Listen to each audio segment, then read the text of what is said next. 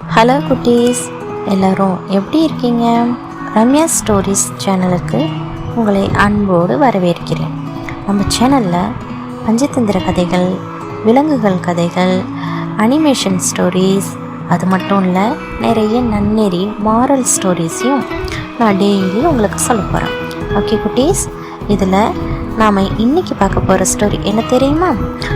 ஒரே ஒரு பொய் வாழ்க்கையே மாற்றிடுச்சு அப்படிங்கிற ஸ்டோரி தான்.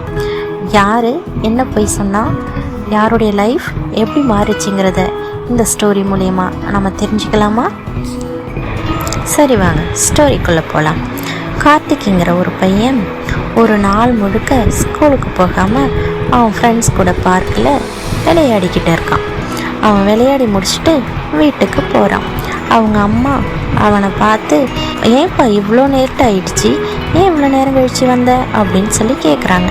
அப்போ அதுக்கு அவன், இல்லைம்மா ஸ்கூலில் ஸ்பெஷல் கிளாஸ் நடந்தது, அதான் லேட் ஆகிடுச்சி அப்படின்னு சொல்கிறாங்க. அவங்க அம்மாவும் அதை நம்பிக்கிட்டு, சரிப்பா நல்லா படிக்கணும், நல்லா படித்து பெரிய ஆஃபீஸர் ஆகணும் அப்படின்னு சொல்கிறாங்க.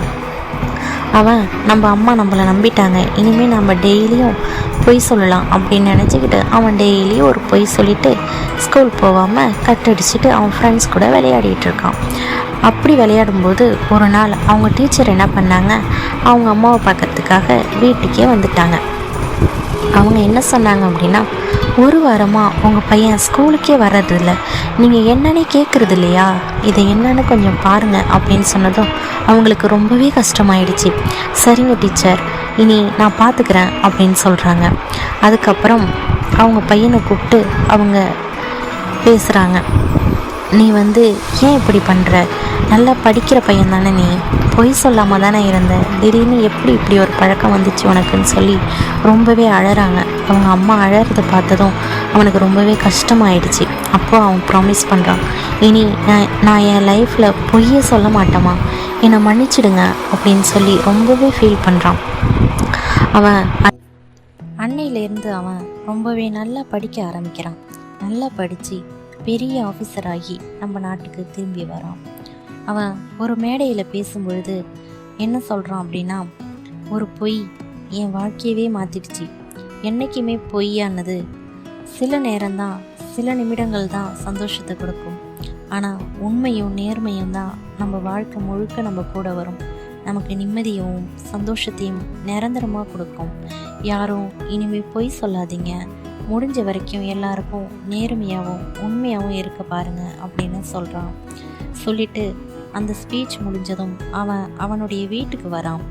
அவங்க அம்மா அவனை பார்த்ததும் ஓடி போய் கட்டி பிடிச்சிக்கிட்டு, நீ ஜெயிச்சிட்டப்பா, எனக்கு ரொம்பவே சந்தோஷமாக இருக்குது, நீ ஜெயிச்சது எனக்கு உண்மையிலே சந்தோஷமாக இருக்குது அப்படின்னு சொல்லி ஆனந்த கண்ணீர் விடுறாங்க.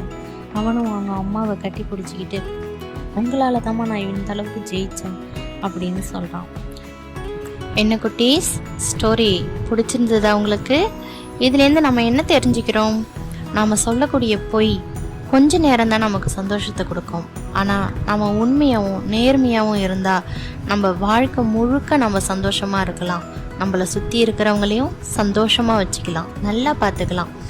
என்ன குட்டீஸ், இன்னிலேருந்து உண்மையை மட்டும் கடைப்பிடிக்க ஆரம்பிக்கலாமா? பொய் சொல்லவே கூடாது, ஓகேவா? உங்கள் அப்பா அம்மாவாக இருந்தாலும் சரி, உங்கள் ஃப்ரெண்ட்ஸாக இருந்தாலும் சரி, உங்கள் டீச்சர்ஸாக இருந்தாலும் சரி, யார்கிட்டையுமே பொய் சொல்லக்கூடாது. உண்மையை சொல்ல தைரியம் அதிகம் வேணும். அந்த தைரியம் இருந்துட்டா எந்த இடத்துலையும் நாம் தாழ்ந்து போக மாட்டோம். ஓகே குட்டீஸ், இன்றைக்கி ஸ்டோரி பிடிச்சிருக்கோன்னு நினைக்கிறேன். நம்ம சேனல் உங்களுக்கு பிடிச்சிருந்தா சப்ஸ்கிரைப் பண்ணிக்கோங்க, லைக் பண்ணிக்கோங்க, உங்கள் ஃப்ரெண்ட்ஸ்க்கும் ஷேர் பண்ணிக்கோங்க. தொடர்ந்து இந்த வீடியோவை நீங்கள் கேட்கணும் அப்படின்னா சப்ஸ்கிரைப் பண்ணி பக்கத்தில் இருக்க பெல் ஐக்கானை தட்டி விட்டுக்கோங்க. ஓகே குட்டீஸ், பை பை குட்டீஸ்.